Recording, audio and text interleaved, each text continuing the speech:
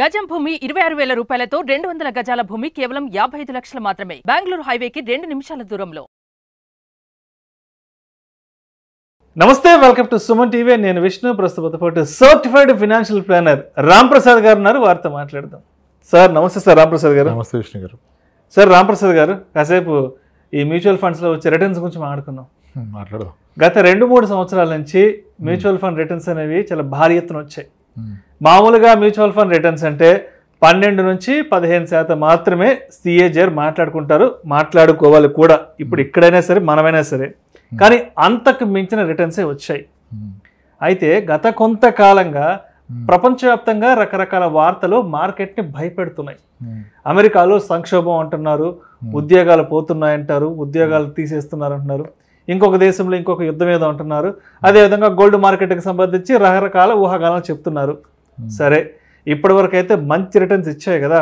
2 సంవత్సరాల తర్వాత మరి ఇప్పుడు అనుకున్న రిటర్న్స్ ఆ స్థాయిలో కనుక రాకుండా కొంత డౌన్ ట్రెండ్లో కనుక వెళ్తే మరి ఇన్వెస్టర్స్ పరిస్థితి ఏంటంటారు? ఎందుకంటే లాస్ట్ 5 yearsలో ఎంత పెద్ద బజ్ క్రియేట్ అయిందో చూసాం. ఇవాళ మ్యూచువల్ ఫండ్స్కి సంబంధించి ఎంత పెద్ద అవేర్నెస్ క్రియేట్ అయిందో మన కళ్ళ ముందు చూస్తున్నాం. నెలకి దాదాపు 23,000 కోట్ల రూపాయల ఎస్ఐపి పెనిట్రేషన్ జరుగుతోంది కదా. ఏవైనా అనుకోని పరిస్థితులు ఎదురయ్యి వచ్చే 2 ఏళ్లలో తలకిందులై తారుమారైతే మ్యూచువల్ ఫండ్ ఇన్వెస్టర్స్ పరిస్థితి ఏంటి? పడితే పండగ చేసుకోవడమే సార్. ఏంటంటే మార్కెట్ పడితే పండగ చేసుకోవడమే. మార్కెట్ పడితే పండగ చేసుకోవడం ఏంటి సార్? ఏం చేయగలుగుతాం మనం? పడితే ఏం చేయలేం కదా. మనం ఆపేది కాదంటారు కదా. ఇప్పుడు ఏమైందంటే మార్కెట్ పడుతుంది అని ఒప్పుకున్న దాకా వదిలేట్టుకెళ్ళారు ఎవరు. ఇప్పుడు మీరు అబ్జర్వ్ చేస్తే గత 4 ఏళ్ళ మన జర్నీలో ఫస్ట్ రష్యా ఉక్రెయిన్ వారు అప్పుడు ఏదో ఒక వీడియో చేసాం మనం. అవునవును, యుద్ధం మొదలైతే ఏంటి అని. ఆగా మేఘాల మీద చేసాం ఆ రోజు మనం ఆ వీడియో. చేసామా? తర్వాత సిలికాన్ వ్యాలీ బ్యాంక్ కొలాప్స్ అయితే చేయమంటే నేను చేయను అన్న. ఇవన్నీ జరుగుతూనే ఉంటాయి. రష్యా ఉక్రెయిన్ యుద్ధం మొదలైతే 3వ ప్రపంచ యుద్ధం మొదలైంది అన్నారు. ఏమైంది? అది నడుస్తుంది, మన జీవితాలు నడుస్తుంది, మార్కెట్ నడుస్తుంది. సిలికాన్ వ్యాలీ బ్యాంక్ కొలాప్స్ అయితే ఇంకేం లేదు, ఐటీ అయిపోయింది అన్నారు. ఏమైంది? మొన్న యుఎస్లో ఏదో కాస్త అటు ఇటు అయిపోతే ఒక్క రోజులో జపాన్ ఎన్నని అదని ఇదని ఒక 1 వీక్ హంగామా నడుస్తుంది. ఇప్పుడు అంతా అయిపోయింది. ఇవి ఎప్పుడు జరుగుతూనే ఉంటాయి, జరగకుండా ఎప్పుడు ఉండవు. మార్కెట్లో నెగిటివ్ వస్తూనే ఉంటుంది. పీపుల్ ఆర్ ఎక్కువ నెగిటివ్గా అట్రాక్ట్ అవుతారు. అది కావాలి, అది ఎక్కువ సర్క్యులేట్ అవుతుంది, వ్యూషిప్స్ వస్తాయి. మనం as a certified financial planner, personal financial ప్లానర్గా దేశానికి ఫైనాన్షియల్ ప్లానింగ్ చేయట్లేదు. మనకి మనం చేసుకుంటాం. ఒక ఇండివిజువల్కి, ఒక ఫ్యామిలీకి ఫైనాన్షియల్ ప్లానింగ్ చేస్తున్నాం. కానీ ఇప్పుడు ఎవరు చెప్పినా అన్నీ ఎక్స్టర్నల్ థింగ్సే మాట్లాడుతున్నాం. ఈ కంట్రీలో యుద్ధం అంటాం, ఆ కంట్రీలో రెషన్ అంటాం, కానీ ఇండియాలో ప్రాబ్లం ఉందని ఎవరు మాట్లాడలే. ఎస్. అండ్ మీరు అన్నట్టుగా గత 2 ఏళ్ళలో మ్యూచువల్ ఫండ్స్లో అద్భుతమైన రిటర్న్స్ వచ్చాయి.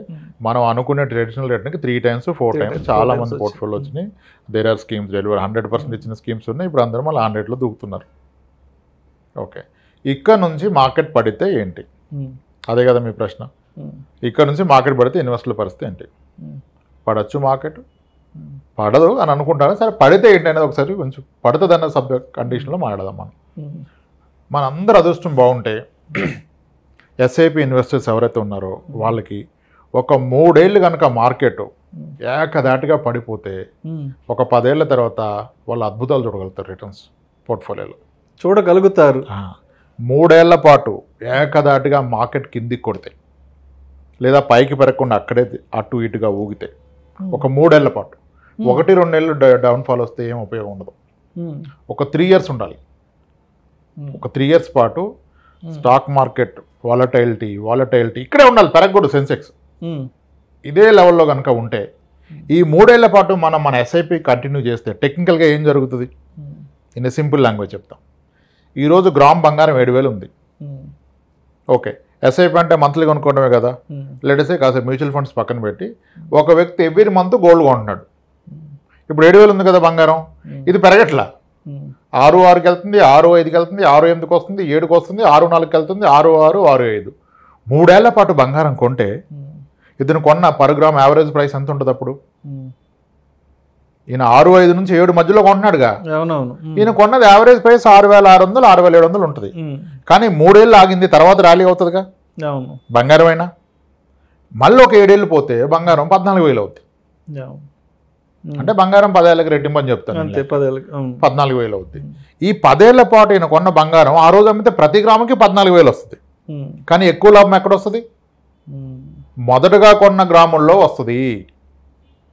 మార్కెట్ డౌన్ ఉంటే you are accumulating more units. నువ్వు కొంటుంది ఇక్కడ యూనిట్స్ అంటే బంగారం తక్కువ రేట్లో ఉంటాయి కదా, ఎక్కువ వచ్చేది. మొదటి 3 ఏళ్ళలో ఎక్కువ కూడబెట్టుకునే అవకాశం కనుక నీకు వస్తే, ఎవరైతే ఈరోజు మార్కెట్లో ఎస్ఐపి ఇన్వెస్ట్మెంట్కి వస్తున్నారో వాళ్ళు రాబోయే 10 ఏళ్ల గురించి ఇన్వెస్ట్ చేస్తే, 11 ఏళ్ల గురించి, 12-15 ఏళ్ల గురించి ఇన్వెస్ట్ చేస్తే కనుక సీరియస్గా మొదటి 3 ఏళ్ళు మార్కెట్ ఎన్ని అవకతవకలు, ఒడిదుడుకులు, దరిద్రాలన్నీ జరిగితే ఇంకా లక్ష్మీదేవి వరిస్తాను. మొదటి 3 ఏళ్ళు జరిగితే ఎస్ఐపి ఇన్వెస్టర్ అంటే ఇప్పుడు రేపు పెళ్ళి, రేపు చదువుకున్న వాళ్ళు పడితే ఈరోజు వెళ్ళిపోవాలి. ఇంకా సింపుల్. ఇప్పుడు నెక్స్ట్ 1-2 ఇయర్స్లో మ్యారేజ్లో ఎడ్యుకేషన్ ఉంది, మంచి రిటర్న్ వచ్చింది కదా, వెళ్ళిపోండి ఈరోజు. ఎందుకంటే 2 ఏళ్ళలో మార్కెట్ని ప్రెడిక్ట్ చేయలేరు మీరు, పడితే కష్టం. కానీ ఇప్పుడు మొదలెడుతున్న వాళ్ళు జర్నీ 10 ఏళ్ల తర్వాత నువ్వు తీసుకునే దానికి ఇప్పుడు పడితే ఏంటి, పెరిగితే ఏంటి? యాక్చువల్గా పడితే లాభం ఎక్కువ. మార్కెట్ పడదని ఎక్కడ లేదు. మీరు ఒక ఫిగర్ చెప్పారుగా, 23,000-24,000 crores of SIP from retail investors. 2 ఇయర్స్లో అది డబుల్ అవుద్ది, 50,000 crores అవుతుంది 2 ఇయర్స్లో. జస్ట్ ఇన్ 2 ఇయర్స్లో 2 ఇయర్స్లో డబుల్ అయితే 5 ఇయర్స్లో ఎంత అవుతుంది? కానీ ఇండియన్ ఈక్విటీలు అంత స్కోప్ ఉందా? 1,00,000 crores per month retail investors పెడితే సేబీ గేట్లు ఎత్తే ఫారెన్ ఇన్వెస్ట్మెంట్ చేయమని, మనం పోయి చేయాలి ఫారెన్ కంట్రీస్లో ఇన్వెస్ట్మెంట్. ఆ కైండ్ ఆఫ్ క్యాష్లో వస్తుంది. అందుకని గ్లోబల్గా ఎంత నెగిటివ్ న్యూస్ వచ్చినా మన వాళ్ళు రాగానే గోల్ పెట్టేస్తున్నారు. కానీ ఇంక ఇది అయిపోయింది, అది అయిపోయింది. ఏమైంది? ఎన్నిసార్లు భయపెట్టేశారు గత 2 ఏళ్ళలో 3 ఏళ్ళలో? ప్రతి ఈవెంట్కి, ఎలక్షన్ ఈవెంట్కి, ఆ రష్యా ఉక్రెయిన్ వారు కొన్నాళ్ళు మర్చిపోతాం, బోరు కొడితే మళ్ళీ బయటకు వస్తుంది. ఎన్నెన్నో చెప్తారు. అది ఇది ఎందుకే ఆ దేశాలన్నీ, ప్రపంచ దేశాలన్నింటికి మనకేం సంబంధం? అసలు కోవిడ్ అప్పుడైతే అసలు ఇంకా ప్రపంచమే లేదు. ఇంకా రేపటి నుంచి మొత్తం కోవిడ్ అప్పుడు లేదు. మానవ జాతి అంతరించిపోతుంది. 3వ ప్రపంచం వచ్చిపోయింది మనకు ఆల్రెడీ. రష్యా ఇది సిలికాన్ వ్యాలీ బ్యాంక్ వల్ల ఐటీ సర్వనాశనం అయిపోయింది, మట్టం అయిపోయింది. ఇప్పుడు ఉంటుంది ఐటీ వాళ్ళ పరిస్థితి అన్నారు. ఎందుకు అక్కసు అన్నారు? అన్నీ జరిగాయి కదా మార్కెట్లో. అది జరిగితే పడద్దేమో, పడినవ్వండి కదా. ఒక 3 ఏళ్ళ పాటు పడితే నీ అవసరం 10 ఏళ్ళ తర్వాత 3 ఏళ్ళు పడితే ఏంటి? మనం ఎప్పుడు అనుకున్నట్టుగా ఈ 3 ఏళ్ళు పడితే ఇప్పటి వరకు పెట్టుబడి పెట్టిన వాళ్ళు వాళ్ళది ఒక 20 లక్షలు 30 లక్షలు ఉంది కదా. ఈ 3 ఏళ్ళు పడ్డది, ఈ జాబ్ కూడా పోయిందనుకోండి, ఈయన ఇప్పటిదాకా ఉన్న 30 లక్షలు కాస్త రేపు గట్టిగా పడితే 25 లక్షలు అయింది, 22 లక్షలు అయింది. జాబ్ పోయింది, 1 సంవత్సరం జాబ్ రాదు. ఈ లోపు 20 లక్షల మీద ఒక 10 లక్షలు లోన్ తీసుకుని నడిపించే 1 year మళ్ళీ మొదలైంది కదా జర్నీ. ఆల్రెడీ పెట్టిన వాళ్ళకి ఒకవేళ మీ గోల్స్ నియర్ ఉంటే yes you should move out of equity. 2-3 ఏళ్ళలో కనుక మీ గోల్ ఉంటే మీరు వెళ్ళిపోండి ఈక్విటీ నుంచి బయటికి. ఈ మార్కెట్ రేపు పెరుగుద్దని వెళ్ళిపోండి, రిస్క్ తీసుకోవద్దు. కానీ 10 ఏళ్ల తర్వాత మీకు అవసరం ఉంటే టెన్షన్ ఏంటి? మార్కెట్ పడితేనే మంచిది, పడితే పెరిగితే కాదు, పడితేనే మంచిది. కానీ పడే అవకాశం లేదేమో అనిపిస్తుంది. పడదన్నా భయపడాల్సిన అవసరం లేదు. ఆయన ఇప్పుడు నిజానికి అనలిస్టులు భయపడుతుంది కానీ ఇన్వెస్టర్లు ఎక్కడా భయపడలేదు నాకు తెలిసి. అంటే గత 2 ఏళ్ళుగా, ఆల్మోస్ట్ 3 ఏళ్ళుగా గుర్రం గాడిద ఒకేలాగా పరిగెడుతున్నాయి. ఎవడు గాడిద మీద ఉన్నాడో గుర్రం మీద ఉన్నాడో అర్థం అవట్లేదు ఇంకా. అంటే స్టాక్స్ పెట్టిన వాళ్ళు పెరిగినాయి, పిఎంఎస్లు పెరిగినాయి, అంతా వదిలిపెట్టుకోవచ్చు. మా పిఎంఎస్ 48 ఇచ్చింది, 52 ఇచ్చింది, మా మ్యూచువల్ ఫండ్ 110 ఇచ్చింది. స్టాక్స్ పెట్టిన వాళ్ళు కూడా హ్యూజ్ రిటర్న్స్ కదా. నా పోర్ట్ఫోలియో బాగా పెరిగింది, నాకు మంచి అనలైటింగ్ స్కిల్స్ ఉన్నాయి అంటున్నారు. అసలు మార్కెట్ స్ట్రెస్లోకి వస్తే రియాలిటీ బయటకు వస్తుంది. అన్నట్టుగా గాడిదేది గుర్రం మీద తెలుస్తుంది. సో మ్యూచువల్ ఫండ్స్లో అయితే మోస్ట్లీ గుర్రాలే ఉంటాయి. ఎందుకంటే మనం కాదు కదా సెలెక్ట్ చేసేది, ఫండ్ మేనేజర్ కదా. సో దట్స్ వాట్ నా పర్సనల్ గట్ ఫీల్ ఏంటంటే, ఇప్పుడు లాస్ట్ వీక్ న్యూస్ వచ్చింది కదా మనకి యుఎస్లో అది ఇది అని. ఆ రోజు నేను ఏఎంసీ వాళ్ళతో మాట్లాడితే వాళ్ళు చెప్పిన మాట, సార్ 1,40,000 కోట్లు క్యాష్లో పెట్టుకుని కూర్చున్నాం సార్, అదే ఇండస్ట్రీ అన్నాడు ఒక ఫండ్ మేనేజర్. 1,40,000 కోట్లు ఈరోజు క్యాష్లో హోల్డ్ చేస్తున్నాం సార్, మార్కెట్ పడితే ఆపర్చునిటీ పంప్ చేస్తూ ఉన్నారు. ఇంతవరకు ఆపర్చునిటీ రాలే. ఈరోజు most of the multi asset hybrid equity ఫండ్స్లో 20-25% క్యాష్లో ఉంది. వాళ్ళు చాలా స్ట్రాటజీగా వెయిట్ చేస్తుంది. దేర్ ఎక్స్పర్ట్స్ కదా, లెట్ దెమ్ హ్యాండిల్. ఎందుకు మనం బ్రేక్ చేసుకోవడం ఎందుకు? వాళ్ళకి తెలుసు కదా సార్, వాళ్ళు చూసుకుంటారు. అసలు ఇన్వెస్టర్స్కి వచ్చిన భయం ఏం లేదు sir. If are a SIP investor maybe lumpsum you should be worried. దానికి డిఫరెంట్ పాత్స్ ఉన్నాయి, డిఫరెంట్ సొల్యూషన్స్ ఉన్నాయి విత్ ఇన్ మ్యూచువల్ ఫండ్స్. ఒక multiple other options, pure equity కాకుండా హైబ్రిడ్లో కూడా చాలా కేటగిరీస్ ఉంటాయి. Conservative hybrid, aggressive hybrid, multi asset, dynamic asset, balanced advantage, వాటిల్లో కూడా విత్ ఇన్ కేటగిరీ అన్ని ఫండ్స్ ఒకలాగా లేవు. సో అక్కడ తీసుకొని పెట్టుకోవచ్చు. అసెట్ అలొకేషన్ బై డిఫాల్ట్ అయిపోద్ది, మనం ఏం చేయాల్సిన అవసరం లేదు. సో మీరు అన్న క్వశ్చన్కి ఆన్సర్ అయితే మార్కెట్ పడుతుంది, పడినా 2-3 ఏళ్ల పాటు రికవర్ అవ్వకపోయినా అది ఎస్ఐపి ఇన్వెస్టర్ల యొక్క అదృష్టమే అనుకోవాలి. భయపడాల్సింది లేదు, బాధపడాల్సింది లేదు, ప్రెడిక్ట్ చేయడం తప్పే. పడదనో లెట్ ఇట్ హ్యాపెన్, జరగనివ్వండి కదా. సో మొత్తానికి పడినా వచ్చే ఇబ్బంది అయితే ఏం లేదంటారు. పడితే వచ్చే లాభమే ఉంది, పార్టీ చేసుకోవాలంటారు. అయితే పడితే పండగే, పడితే పండగే. ఎవరికి లాంగ్ టర్మ్ ఇన్వెస్ట్ చేస్తూ ఎస్ఐపీలు చేసే వాళ్ళకి ఇప్పటిదాకా పెట్టే వాళ్ళకి పండగట్ట అవుద్ది పాపం కదా. అంటే ఇప్పుడు ఒక పెద్ద వెసులుబాటు ఏంటంటే మ్యూచువల్ ఫండ్స్ ఆర్ లిక్విడ్ కదండి. లిక్విడ్ ఇప్పుడు లెటర్సే 2025లో ఒక ఎడ్యుకేషన్ ఉంది, ఎంఎస్ పంపాలి అనుకున్నాం బాబుని. మన టార్గెట్ 60 లక్షలు, ఆల్రెడీ 60 లక్షలు అయిపోయింది. ఒకటి వెళ్ళిపోవచ్చు మార్కెట్ నుంచి, కానీ ఆయనకి మనసు ఒప్పట్ల, అలాగే కూర్చొని పెరుగుతుంది కదా ఎందుకు తీస్తే పెరగదని. అప్పుడు అట్లీస్ట్ ఒక రూల్ పెట్టుకోవాలి, నా టార్గెట్ అచీవ్ అయ్యా, గోల్ దగ్గరలో ఉంది కదా, అట్లీస్ట్ ఈ రోజు ఉన్న కార్పస్ 5% పెడితే నువ్వు కొట్టేసే లిక్విడ్ అయిపోద్ది కదా. పెద్ద లిక్విడిటీ ఇష్యూ అయితే లేదు కదా ఈ రోజు వరకు మ్యూచువల్ ఫండ్లో. నీకు 60 లక్షలు టార్గెట్, నీ దగ్గర 65 లక్షలు ఉంది, 68 ఉంది, 70 ఉంది, ఓకే నడిచేంతకాలం నడిపించు. ఒకరోజు నీకు డౌట్ వచ్చింది, 5% అబవ్ మార్కెట్ పడ్డదనుకోండి, ప్యానిక్ అనిపిస్తే నువ్వు ఆ రోజు రిడెంప్షన్ చేసుకో, లిక్విడిటీ ఉంది కదా. ఏదన్నా స్థలమా పొలం అమ్మలేకపోవడానికి, మ్యూచువల్ ఫండే కదా, అమ్ముకొని వెళ్ళి. సో అయితే ఈ మధ్య ఏం జరుగుతుందంటే మ్యూచువల్ ఫండ్స్ను కూడా ఒక రకంగా స్పెక్యులేషన్ ట్రేడింగ్ లాగా చేసేస్తున్నారు. అంటే ఏం జరుగుతుందంటే మ్యూచువల్ ఫండ్స్లో కూడా ఇన్వెస్ట్మెంట్ పెట్టడానికి మార్కెట్ అప్ వెళ్ళినప్పుడు ఇన్వెస్ట్ చేద్దామా, లేదంటే డౌన్ ట్రెండ్కి వచ్చినప్పుడు ఇన్వెస్ట్ చేద్దామంటూ, అంటే ఇక్కడ వాళ్ళే టైమింగ్ చేసేస్తున్నారు. సో ఇది ఎంతవరకు కరెక్ట్ అంటారు? ఒక ఇన్వెస్ట్మెంట్ చేయడానికి మార్కెట్ అప్ వెళ్తే ఏంటి, డౌన్కి వెళ్తే ఏంటి, దాన్ని టైమింగ్ చేయడం అనేది ఒక ఇన్వెస్టర్ లెవెల్లో కరెక్ట్ అంటారా? అస్సలు కాదు సార్. జనరల్ కాన్ఫిడెన్స్ వాళ్ళు పెరిగిపోయింది, నాలెడ్జ్ ఎక్కువ అయిపోయింది, ఎక్కువ తెలిసేసుకున్నారు నాలెడ్జ్ కూడా. ఏమో అంటే చెప్పేటోళ్ళు కూడా ఇప్పుడు timing the market will never give money sir, it's only the time spend in the market.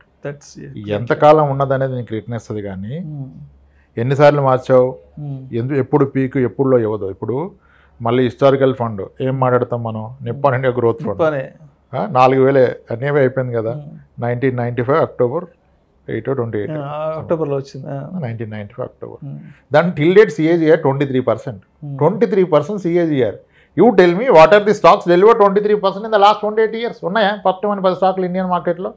అవి ఒకవేళ ఇచ్చిన మధ్యలో అవంత రిస్క్లోకి వెళ్ళిపోయినాయి, ఈ ఫండ్ అయితే అంత రిస్క్లోకి వెళ్ళిపోలేదు.